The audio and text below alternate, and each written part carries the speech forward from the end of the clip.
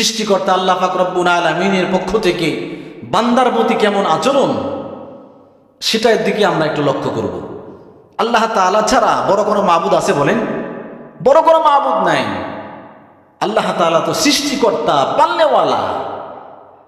আল্লাহ তাআলার পক্ষ থেকে কেমন আচরণ আমাদের প্রতি হয়, এর একটা দৃষ্টান্ত আমরা কোরআন শরীফ থেকে নেব। আল্লাহ পাক বলেন, আলহামদুলিল্লাহি রাব্বিল আলামিন আর রহমানির রহিম মালিকি ইয়াউমিদ্দিন। আল্লাহ পাক বলে, আলহামদুলিল্লাহি রাব্বিল আলামিন, তোমরা ওই মালিকের প্রশংসা আদায় করো যে মালিক গোটা জগতের পাল্লেওয়ালা, পালনকর্তা। আর রহমান, তিনি পরম করুণাময়। আর রহিম, অতিশয় দয়ালু। মুহতারাম হাজিরিন, প্রথমেই আল্লাহ পাক রব্বুল আলামিন নিয়ামতের সাগর দেখালেন। গোটা জগৎ যে পালেন, লালন পালন করেন, সেই গোটা জগতের পাল্লেওয়ালা সিফত আমাদের সামনে উপস্থাপন করলেন। এরপরে দয়া, করুণা সব কিছু আমাদের সামনে রাখার পরে আমার মালিক একটা জিনিস বুঝালেন, সেটা হলো আল্লাহ তাআলার অফুরন্ত নেয়ামত তোমরা দুনিয়ার মানুষ ভক্ষণ করবে, আমার অসীম দয়া, করুণা তোমরা লাভ করবে।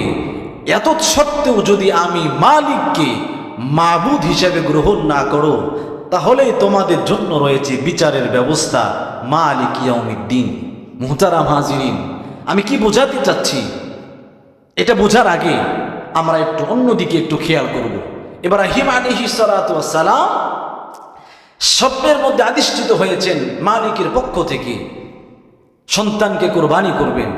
ফালাম্মা বালাগা মাআহু সা'য়া ক্বালা ইয়া বুনাইয়া ইন্নী আরা ফিল মানাম আন্নী আযবাহুকা ফানজুর মাযা তারা।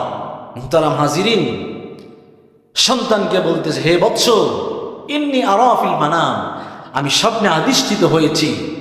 আন্নী আযবাহুকা, তোমাকে আমি জবাই করতেছি। ফানজুর মাযা তারা, এবার তোমার অভিমুক্তি ব্যক্ত করো।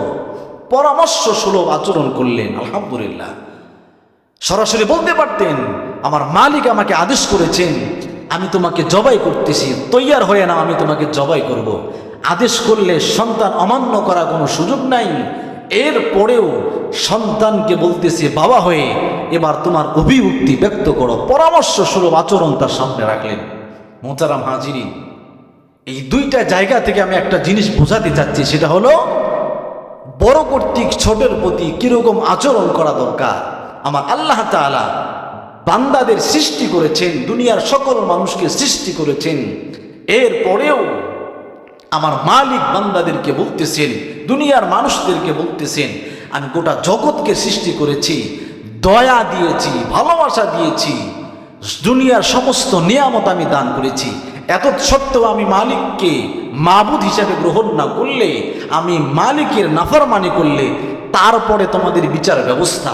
প্রথমে মালিক বিচারের কথা বলেন নাই, আদর সোহাগ করার পরে এরপরে বিচারের কথা বলেছেন। পক্ষান্তরে বাবাও তার সন্তানকে বলতে পারতেন, আমি আল্লাহ তাআলার পয়গম্বর ইব্রাহিম, তুমি সন্তানকে আদেশ করতেছি, চলো তোমাকে জবাই করব, যেতে হবে, বলতে পারতেন। কিন্তু এমনটা না বলে পরামর্শ সুলভ আচরণ রাখলেন। ইন্নী আরা ফিল মানাম আন্নী আযবাহুকা ফানজুর মাযা তারা, তোমার অভিমুক্তি এবার ব্যক্ত করো। যখন নাকি পরামর্শের আচরণটা সন্তান লক্ষ্য করলেন, তখনই সন্তান তৈয়ার হয়ে বলেন, ক্বালা ইয়া আবাতি ফাআল মা তুমার সাতাজিদুনি ইনশাআল্লাহু মিনাস সাবিরিন। বাবা, যেই বিষয়ে আপনি আদিষ্ঠিত হয়েছেন, আমি সন্তান হিসাবে ন্যূনতম কোনো আপত্তি নাই।